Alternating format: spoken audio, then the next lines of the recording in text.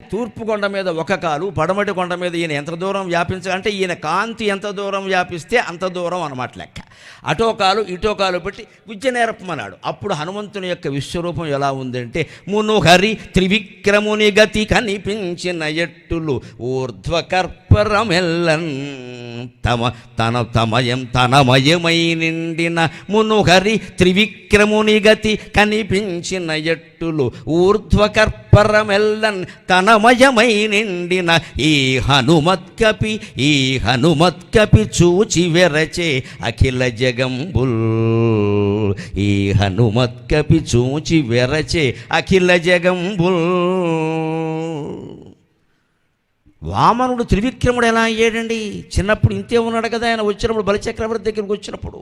కానీ నేను నిజంగా 3 అడుగులు దానం చేయగానే విప్రాయ ప్రకట వ్రతాయ భవతే విష్ణుస్వరూపాయ వేద ప్రామాణ్య విదే త్రిపాదధరణీం దాస్యామియంచున్ క్రియాక్షిప్రుండై ధనుజేశ్వరుండు వడుగుంచి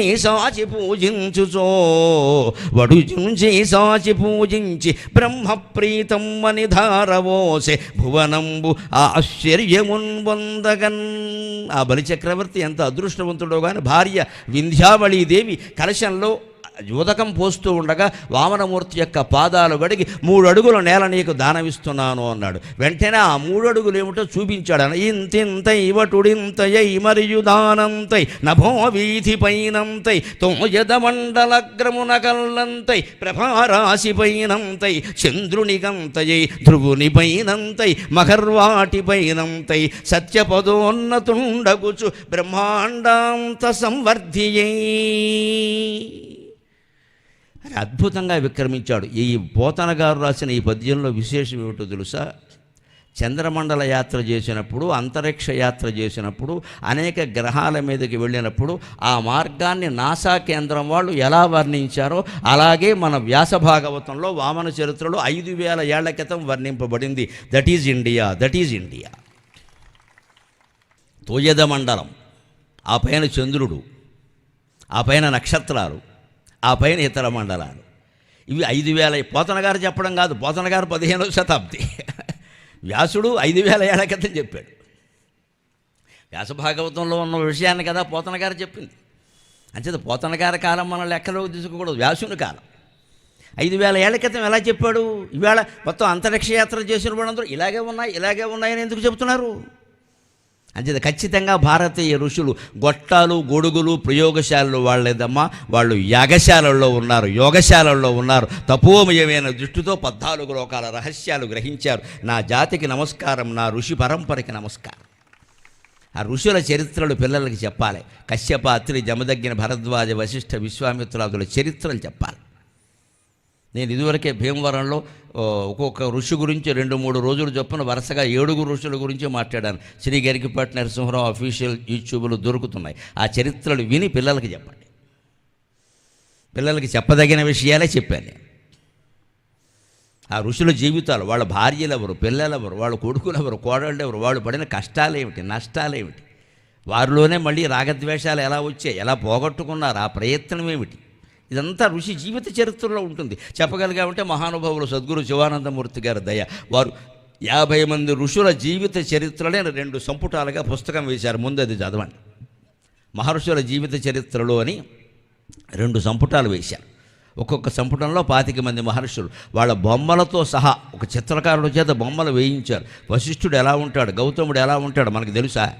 ఇంచుమించు వాళ్ళ వ్యక్తిత్వాన్ని బట్టి వర్ణించిన దాన్ని బట్టి బొమ్మలు వేయించారు. మంచి కలర్స్, ఈస్ట్మన్ కలర్లో రంగురంగుల బొమ్మలు వేయించి పుస్తకం వేశారు. అది పెద్దవాళ్ళు చదివి క్రమంగా తర్వాత తరానికి అందించాలి. ఋషి పరంపర అంటే తెలుస్తుంది. అందులో ఎంతోమంది శాస్త్రవేత్తలు, ఋషులు అనగానే భక్తులు అనుకోకండి, శాస్త్రవేత్తలు, సైంటిస్టులు వాళ్ళందరూ. అటువంటి మహానుభావులు. అలాంటి త్రివిక్రమావతారంలో సరిగ్గా వామనుడు త్రివిక్రముడైన స్థితి ఉందే, అది ఎలా ఉందో ఇప్పుడు హనుమంతుని స్థితి అంతే. మునుహరి త్రివిక్రమున గతి కనిపించిన ఎట్టులు. పూర్వం వామన చరిత్ర కాలంలో భగవంతుడు వామనుడు త్రివిక్రముడై ఎలా ఉన్నాడో అలాగే హనుమంతుడు కూడా ఊర్ధ్వకర్పరమెల్లన్, ఆకాశం అనేటువంటి కర్పరం పైపాత్ర, ఆకాశం పైకప్పంతా ఆక్రమించేశాడు ఆయన. ఊర్ధ్వకర్పరమెల్లన్ తనమయమై నిండిన తన శరీరంతోనే నిండిపోయిందిట.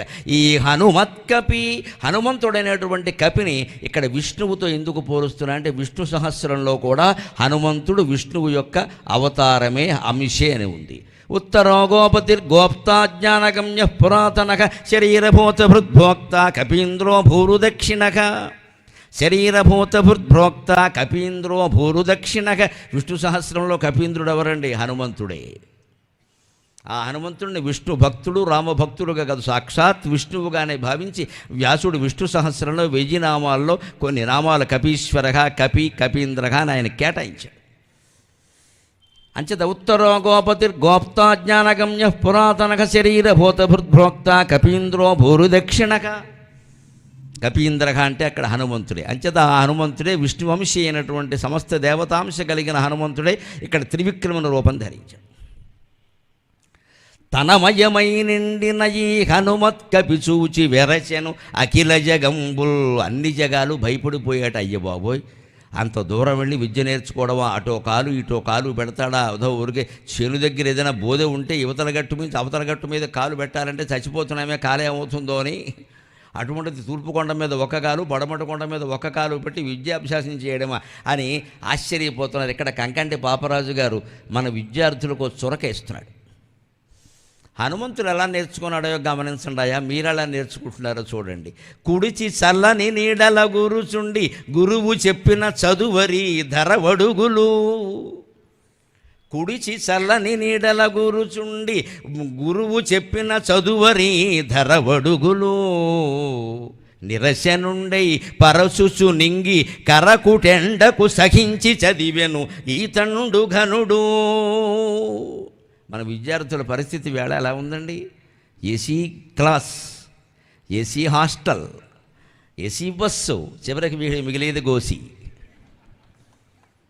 బస్సు కూడా ఏసీ. సందర్భం వచ్చింది కాబట్టి చెబుతున్నానమ్మా. నేను ఉంటున్న ఇంటి యజమాని అజయ్ కుమార్ గారు ఒక మాట మాట్లాడితే నాకు కళ్ళ నీళ్ళు వచ్చాయి. ఆయనకి పెద్ద ఫ్యాక్టరీ ఏదో ఉంది. అక్కడెక్కడ ఆయన ఆఫీసులో ఆయన ఏసీ పెట్టుకోలేదుట.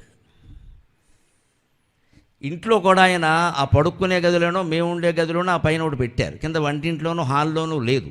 పాపం మేమేమైనా అనుకుంటామేమో, మా ఇంట్లో మాత్రం ఉంది అట. అలాగా ఒక ఏసీయే ఉంటుంది, 16 ఉంటాయా? కానీ పాపం ఉంటుంది కదా, అతిథి అంటే గౌరవం. ఏమనుకోకండి, ఇక్కడ పెట్టలేదండి, పర్వాలేదండి. అన్నం తినేటప్పుడు ఎందుకు? నేను అసలు అన్నం తినేటప్పుడు ఏసీ ఒప్పుకోను, ఫ్యాన్ కూడా. ఎందుకంటే కూర్చుంటాడు సాయంత్రం వరకు, లేవడం తింటూ ఉంటాడు అక్కడ. ఒక్కబోస్తుంటే 10 నిమిషాల్లో లేస్తాడు, గొడవ లేదు ఇక్కడ. ఏంటి ఇక్కడ ఊరికే తిండికి కూడా 1 గంట సేపు కూర్చోవాలేటి? తినచ్చు, ఉండేటప్పుడు ఉండొచ్చు. ఇంకా కాసేపు కూడా ఎందుకు? ఫ్యాన్ ఉంటే చాలు, ఏసీ ఎందుకు? ఇంకా హాల్లో ఏసీ, బాత్రూంలో కూడా ఏసీ, వంటింట్లో పెట్టేయండి మొత్తం అంతా. ఇక్కడ బతుకులు ఏమైపోతాయండి భరించలేకుండా. ఏమిటంటే మీకు హాయిగా, మీరు మేనేజర్ కదండి, మీదే సొంత కంపెనీ కదా, మీరు ఏసీ పెట్టుకోవచ్చు కదండి. మాది ఫ్యాక్టరీ అండి, మేము తిరుగుతూ ఉండాలి కార్మికుల మధ్యలో. అక్కడెక్కడ ఏసీ ఉండదు కదా, అలా తిరగాలంటే ఇక్కడ అలవాటు పడకూడదండి, అందుకే నేను పెట్టలేదు ఆఫీసులో ఎక్కడ అన్నట్టు. ఇది అభ్యాసం చేయవలసిన విధానం. సాధ్యమే. ఎంతోమంది ఉన్నారు ఇలాంటి వాళ్ళు. నాకు తెలిసిన విషయం నేను చెబుతున్నాను. కాస్త జీతం పెరిగి మేనేజర్ అయితే చాలు, ఏసీ ఛాంబర్. ఇంకా కళ్ళు తలుపులు మూయడం కాదు, కళ్ళు కూడా మూసుకుంటాడు. బయట ఏం జరుగుతుందో తెలియదు. ఈయన ఎవరో అమ్మాయినో సెక్రటరీనో పిలిచి ఒక అరగంట మాట్లాడు, అంతే. ఇంకా జీడికి బంట ఎవరు, డాష్కి డాష్ ఎవరు, మన్నాడు మొదలు. ఇక్కడ ఎందుకు వచ్చింది ఈ కర్మ? నువ్వు ఏసీ ఛాంబర్ పెట్టడం ఎందుకు? లోపలికి ఆడాలని పిలిచి మాట్లాడడం ఎందుకు? అది బయట కూర్చోరాదా? ఆ మాట రాదు కదా. పిలిచి మాట్లాడంటే 2 నిమిషాల్లో పంపించాలి. అక్కడ ఉండకూడదు. అక్కడ అనవసరంగా వస్తాయి మాటలు. అక్కడ ఈ పెట్టకపోతే రావు కదా. ఐశ్వర్యం ఉన్నంత మాత్రాన అన్నీ అనుభవించాల్సిన అవసరం ఏం లేదండి. కష్టపడడం కూడా అలవాటు అవ్వాలి కదా. మీరు ఒక 2 గంటలు మీరు ఏసీలో ఉండి బయటికి వెళ్ళిన తర్వాత బయటికి రాలేరు, అసలు ఉండలేరు. వెంటనే వెళ్ళిపోవాలి, ఏసీలోకి వెళ్ళిపోవాలి. అంత అలవాటు పడకూడదు. ఏసీ రూములో ఉన్నా సరే పావు గంటకు అరగంటకు ఒకసారి బయటకు వస్తూ ఉండాలి. శుభ్రంగా తలుపులన్నీ తీసేయాలి. ఎండ, గాలి, వెలుతురు అన్నీ రావాలి. ఇంట్లోకి, మేడ మీదకి, వంటింట్లోకి, హాల్లోకి అన్నీ రావాలి. అసలు పొగలు లైట్ వేసే పరిస్థితి హాల్లో ఉండకూడదు. వంటింట్లో కూడా ఉండకుండా ఉంటే మంచిది. కిటికీలు తీసేయాలి. పొగలు లైట్ వేస్తున్నామంటే మన ఆరోగ్యాన్ని మనమే పాడు చేసుకుంటున్నాం ఇక్కడ. అందుకే చెబుతున్నాడు ఇక్కడ, ఇన్ని సౌకర్యాలు ఇవాళ విద్యార్థులకు పెరిగాయి. మీరు గమనించి మనం అటువంటి పాఠశాలల్లోనే చేరుస్తున్నాం. మనం గవర్నమెంట్ బడిలో చేర్చవయ్యా, మంచి ప్రొఫెషనల్ అంతా బీఈడీ చేసిన వాళ్ళంతా ఉన్నారు. దొంపలబడి ఎవడు చేరుతాడంటాడు. దొంపలు ఏమిటో తెలియదు నాకు ఎప్పటికీ. అక్కడ దొంపలు అమ్ముతారేమో, దొంపలబడి అంటాడు ఇక్కడ. ఎవడు చేర్చడం. అందుకే అక్కడ ఎవరు సరిగ్గా చేరరు కాబట్టి, గత్యంతరం లేక డబ్బులు లేని వాళ్ళే చేరతారు కాబట్టి శుభ్రంగా లక్షల జీతాలు తీసుకునే వాళ్ళు చెప్పడం మానేశారు. వీడు ఎవరికి చదువక్కర్లేదండి. మొత్తం మీద ప్రపంచంలో డబ్బు లేని వాళ్ళు అందరూ నష్టపోతున్నారు. మరి వాళ్ళు రేపొద్దున తిరగబడితే వ్యవస్థ అలాగే ఉంటుందండి. మాకు ఉండేవన్నీ ఇలా ఉన్నాయి, మీకు ఉండేవి గొప్ప అంటే సమాజంలో విప్లవాలు వస్తాయి, తిరుగుబాట్లు వస్తాయి, తప్పదండి అది. ఇక్కడ మనం దానికి పరిష్కారం ఎలా సాధించాలంటే, మన బిడ్డలను కూడా వీలైనంత వరకు ప్రభుత్వ పాఠశాలలకి పంపించి అవి సక్రమంగా నడిచేలా చెయ్యాలమ్మా, సక్రమంగా నడిచేలా చెయ్యాలి. పేరెంట్స్ సంఘాలు పెట్టుకోవాలి. 15 రోజులు కాకపోతే నెలకైనా ఓసారి వెళ్ళి అడగాలి ఏం జరుగుతుందో. జరుగుతాయండి. మేమంతా ప్రభుత్వ పాఠశాలలో చదువుకున్నామే. మేమందరూ ఇక్కడ, నా వయసు ఉన్న వాళ్ళందరూ బహుశా ప్రభుత్వ పాఠశాలలోనే చదువుకున్నారు. మేమేం మేధావులం కాలేదా? మేము బతకట్లేదా? ఒకళ్ళ నుంచి ఒకళ్ళని తయారై ఇప్పుడు ఏసీ క్లాసులు వచ్చాయి. అందుకే ఇక్కడ చెబుతున్నాడు, ఇక్కడ కంకంటి పాపరాజు గారు హనుమంతుడు విద్యాభ్యాసం గురించి ఈవేళ మన వాళ్ళు ఎలా ఉన్నారంటే, కుడిచి చల్లని నీడల కూరుచుండి గురువు చెప్పిన చదువరి ధర వడుగులు. శుభ్రమైన భోజనాలు పెడుతున్నారు. యూనివర్సిటీ హాస్టల్స్లో అయితే మెస్ మేనేజ్మెంట్ బ్రహ్మాండం, రోజు స్వీటు, రూపాయి కట్టక్కల్లా. కట్టమంటే పెద్ద గొడవ. సరే, మనం ప్రైవేట్లో చెప్పక్కర్లేదు. మన ఇంట్లోనూ ఏసీయే, స్కూల్లోనూ ఏసీయే, హాస్టల్కి పంపితే అక్కడ ఏసీయే. కుడి శుభ్రంగా అన్నాలు తింటున్నారు, హాయిగా చల్లగా నీళ్ళలో ఏసీలో కూర్చున్నారు. చదవమనేసరికి ఎవడో చదవట్లేదు. ఇక్కడ ఇంపార్టెంట్ చెప్పండి అంటారు గురువులు. మాస్టర్లు ఎలా తయారయ్యారంటే జాతకాలు చెప్పేవాళ్ళకి తయారయ్యారు, పాఠాలు చెప్పేవాళ్ళు కాదు. మాస్టర్ ఎవరంటే పాఠాలు చెప్పగల, జాతకాలు చెప్తే చాలు. ఇంపార్టెంట్ ఏంటండి? అసలు పాఠ్యపుస్తకం అంతా ఇంపార్టెంట్ కాని దాన్ని ఎవడైనా పుస్తకాల్లో పెడతారా అండి? పేపర్లో వచ్చే వార్తలన్నీ పుస్తకాల్లో ఉంటాయి, ఉండవు కదా. It's not important. Today's news paper ఇది టుమారోస్ వేస్ట్ పేపర్. అంటే వార్తలన్నీ తీసుకొచ్చి పుస్తకాల్లో పెట్టరు, ముఖ్యమైనదే పెడతారు. నువ్వు అందులో ఇంపార్టెంట్ అంటావు. మరి ఇంపార్టెంట్ చెప్పాక ఊరుకుంటాడు. విఐపి చూడండి సార్, మళ్ళీ అదేంటి అక్కడ వెరీ ఇంపార్టెంట్. విఐపి కూడా పెట్టి ఇంకో సొనొచ్చుట్టే వివిఐపి అంటాడు. ఇక్కడ ఏదో గ్యాలరీలో మనుషులు కేటాయిస్తారు చూడండి సీట్లు, వివిఐపి అంట. చివరికి మొత్తం 10th క్లాస్ 10వ తరగతి తెలుగు పుస్తకంలో 40 పద్యాలు, చొక్క పద్యాలు ఉంటే వీడు 4 పద్యాలే చదువుతాడు. ఎందుకంటే అందులో ఏది పరీక్షలో వస్తుందో మాస్టర్ చెబుతాడు, అదే చదువుతాడు. అందుకే 10వ తరగతి చదివినా సరే ఏమైనా పద్యం చెప్పబోయని ఉంటే, ఉప్పు కప్పు రంబు ఒక పోలికనుండు. నా చిన్నప్పటి నుంచి అందరు ఇదే పద్యం, ఇంకో పద్యం వీడికి రాదు, ఉప్పు కప్పే. ఇదే పెద్ద తెలుగు. దానికి వచ్చిన వాడికి ఒక బహుమతి ఇస్తాడు. వాడు వీడికంటే పనికి మళ్ళీ వాడు ఉంటాడు ఒకడు, వాడు వీడికి బహుమతి ఇస్తాడు. ఇంత మేధావిని ఎక్కడ, ఎందుకంటే వాడికి అది కూడా రాదు. ఇంతే. నిరస్త పాదపేదేశే ఏరండోపి ద్రుమాయతే. చెట్లు లేని చోట ఆమోదం చెట్టే మహావృక్షం. ఈ ధోరణికి స్వస్తి పలకాలంటే హనుమంతుని విద్యాభ్యాసం నుంచి నేర్చుకోవాలి. శుభ్రంగా తిని చల్లని నీడల్లో కూర్చుని ఏసీ రూముల్లో ఉండి చదవమంటే చదవట్లేదు బద్దకించి. మాకు ఇంకా మార్కులు తగ్గించండి, పాస్ మార్కులు తగ్గించండి, ఏదో లైన్ తగ్గించండి, రేఖ తగ్గించండి ఏదో అంటూ ఉంటారు ఇక్కడ. కానీ ఆయన ఎలా ఉన్నాడు అంటే నిరశనుండై. ఆయన విద్యాభ్యాసం పూర్తయ్యే వరకు ఆనందం తినేవాడు కాదు, రాత్రి తింటే పగలేదు. ఇక్కడ పరచుచు పరిగెడుతూ చదువుకున్నాడు. నింగిని ఆకాశంలో పరిగెట్టడానికి ఏదైనా నేషనల్ హైవేయా? ఆకాశంలో అడుగుజాడలు లేని చోట పక్షిలాగా పరిగెట్టాడు. అన్నం తినలేదు, పరుగు పెట్టాడు. అడుగుజాడలు లేని చోట పరుగు పెట్టాడు. నిరశనుండై పరచుచు నింగి కరకుటెండకు సహించి చదివాను ఈతండు ఘనుడు. అంతటి ఎండ భరించి చదివాడు. ఘనమైన విద్యార్థి ఎవరు ఉంటే యావత్ ప్రపంచ చరిత్రలో హనుమంతుడు ఒక్కడే. ఆయనే గొప్ప విద్యార్థి. అంత శ్రమ. ఇవన్నీ విన్నవాళ్ళు సాధారణంగా యువకులు విద్యార్థులు ఎవరైనా ఏమంటే ఇవన్నీ పురాణ కథలండి. ఎవరైనా అంత ఎత్తు ఎగురుతారా? సూర్యుడికి ఎదురుగా ఉంటారా? అక్కడో కాలు ఇక్కడో కాలు పెడతారా? ఊరికే పురాణాల్లో అనుకోండి, పోనీ రాసుకున్నారు, ఇది కథే అనుకుందాం. కనీసం ఒక విషయం గ్రహిద్దాం. హనుమంతుడు కాదు హనుమంతరావు అనే విద్యార్థి, సూర్యుడు కాదు సూర్యరావు అనే మేస్టారు. ఆయన పగలల్లా చదువు చెప్పాడు, పగలల్లా చదువుకున్నాడు. అదేనా నమ్మాలా కనీసం? పోనీ ఉదయాస్త్రి అస్తాద్రి అన్నీ పక్కనట్టండి, అన్నీ కల్పనే. పొద్దున్న సాయంత్రం వరకు చదువుకోవడం సాధ్యమేగా? సూర్యరావు అనే మాస్టర్ ఉంటాడుగా, హనుమత్ ప్రసాద్ అనే అబ్బాయి ఉంటాడుగా, అది సాధ్యం. అదేనా నమ్మండి? ఆ మాత్రమేనా చదువుతున్నావా? ఆ మాత్రమేనా సాగుతుందా? చదివేవాడేమో పరీక్షల్లో ఎక్కడ తప్పుతామో అని కంగారు పడుతున్నాడు, టెన్షన్ వచ్చేస్తుంది వాడికి. చదవనివాడు మొత్తం మానేసేసి బయట తిరుగుతూ, ఇదివరకు బయట తిరిగేవాడు బయట కూడా తిరక్కల, రూమ్లో తలుపులు వేసుకుని ఫోన్ కలిగితే అయిపోయాయి. చెడిపోవడానికి అన్ని అవకాశాలు అరచేతుల్లోనే ఉన్నాయి. ఇప్పుడు బయటికి వెళ్ళాల్సిన అవసరమే లేదు. ఇన్ని అవకాశాలు ఉన్నప్పుడే పిల్లల్ని, యువతరాన్ని చాలా జాగ్రత్తగా కాపాడుకోవాలి. అందుకని చెబుతున్నాడు ఇక్కడ, ఆయన ఆకాశంలో ఆహారం కూడా లేకుండా ఆకాశంలో పరిగెడుతూ చదువుకున్నాడయ్యా. అటువంటి విద్యార్థి గనుడు అంటే ఇవాళ అన్నాలు పెడుతున్నా లోటేం లేదు. తల్లి తండ్రి మహాత్యాగాలు చేస్తున్నారు పిల్లల చదువుల కోసం. వాళ్ళకి ఇక్కడ మంచి స్కూల్ లేదు, ఏదో హైదరాబాదులో ఉందంటే తల్లో తండ్రో ఒకళ్ళు ఎక్కడుంటే ఒకళ్ళు అక్కడ మకాం పెడుతున్నారు వీడు గుండి పెట్టడానికి. ఆ రకంగా వీళ్ళు విడిపోతున్నారు భార్యాభర్తలు, అది కూడా భరిస్తున్నారు. ఇక్కడ వీళ్ళు ఉంటారు, ఏదో వ్యవసాయమో వ్యాపారమో చూసుకుంటూ రెండో వాళ్ళు అక్కడ ఉంటారు. అక్కడ మళ్ళీ ఓ రూము, ఓ అద్దె, అది మామూలు ఏమైనా చిన్న రూమా, అది మళ్ళీ అక్కడ సంవత్సరం నెలకు 10,000 ఇచ్చుకోవాల్సింది. అదంతా ఓ దండగా. ఇంత చేస్తే ఈయన పరీక్షల్లో 1 సున్నా పెడతాడో 2 సున్నాలు పెడతాడో ఎవరికి తెలియదు. తీరా అక్కడికి వెళ్ళిన తర్వాత ఎవరినో ప్రేమించి పెళ్లి చేసుకుంటాడో అసలే తెలియదు ఈ విషయం. ఇది చదువు కోసం పంపిస్తే ఏదో జరుగుతుంది అక్కడ. దీనికి అంతటికీ పరిష్కారమే హనుమంతుని యొక్క విద్యాభ్యాసం. ఇది ముగిస్తూ ఇప్పుడు ఈ మొత్తం విద్యాభ్యాసం వల్ల జీవితంలో హనుమంతుడు నేర్చుకున్నవేమిటో చెబుతున్నాడు. అది చాలా గొప్ప శీసపద్యంలో చెప్పాడు కంకంటి పాపరాజు గారు.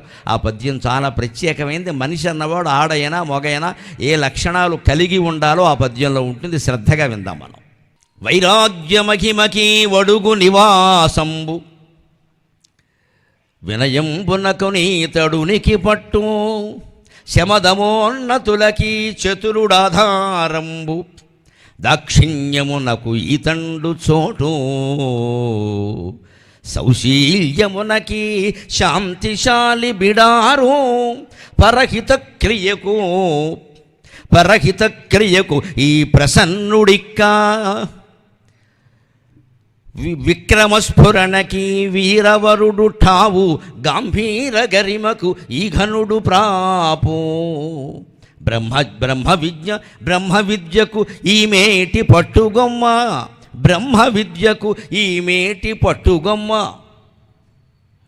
అతుల ధైర్యంబునకు ఇమ్మహాత్ముడిమ్ము బ్రహ్మ విద్యకు ఈ మేటి పట్టుగొమ్మ అతుల ధైర్యంబునకు ఇమ్మహాత్ముడిమ్ము ఘనతపోధనమునకు ఈయన నిధానము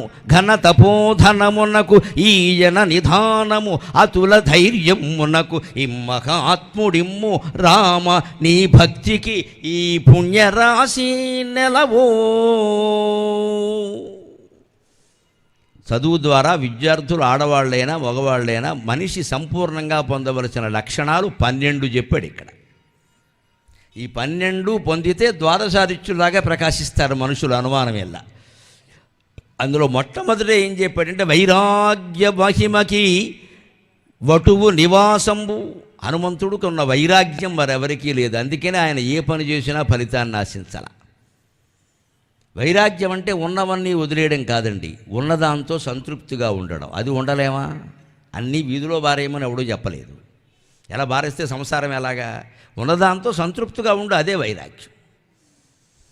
అందుకే పెళ్లి చూపుల్లో పెళ్లి కూతురు పెళ్లి కొడుకుని అడగాల్సిన మొదటి మాట ఏమిటంటే నీకు సంతృప్తి ఉందా అని అడగాలి. ఉంటే పెళ్లి చేసుకోవాలి. Are you satisfied with what you have? ఇది ప్రశ్న అమ్మ ఇంగ్లీష్లో వేయాల్సింది. అమ్మాయి అయినా అబ్బాయి అయినా మొదటి ప్రశ్న ఇది.